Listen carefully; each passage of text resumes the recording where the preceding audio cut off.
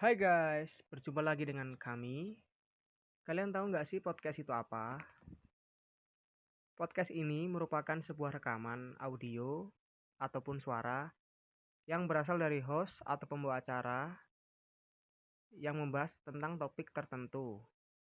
Podcast terdiri dari podcaster sebagai orang yang berbicara dalam podcast dan pendengarnya sebagai seorang yang mendengarkan informasi yang disampaikan dari podcaster. Mungkin dari kalian sudah banyak yang tahu ya. Memang podcast begitu terkenal dari beberapa platform karena menjadi salah satu bisnis yang efisien dan bisa dikerjakan kapan saja, di mana saja.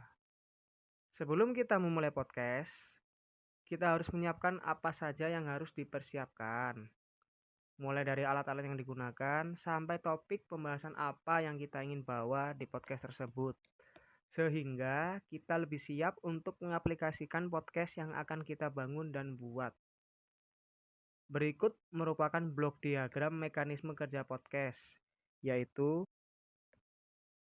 podcaster berbicara sehingga munculnya audio atau suara, kemudian suara tersebut berupa gelombang audio yang akan masuk ke dalam mikrofon, sehingga diafram beserta komponen lainnya seperti magnet yang ada di dalam koil pada mic akan bergetar. Getaran ini yang kemudian dikonversikan menjadi arus listrik. Kemudian, di saat yang bersamaan, untuk informasi visual ataupun video, sensor pada kamera yang merekam akan menangkap cahaya dan mengkonversikannya menjadi arus listrik yang ditransfer pada komputer. Terdapat input yaitu audio dan video yang sudah direpresentasikan menjadi data digital ini secara real time. Kemudian data yang dikirimkan tadi secara real time akan diteruskan ke komputer maupun handphone sebagai perekaman file pada podcast. Komputer ataupun handphone ini disambungkan ke internet, yaitu yang sudah terhubung dengan router secara langsung. Jaringan tersebut dipastikan sudah terjamin kekuatan sinyalnya sehingga tidak akan memengaruhi hasil dari file podcast pada saat penguploadan video terjadi.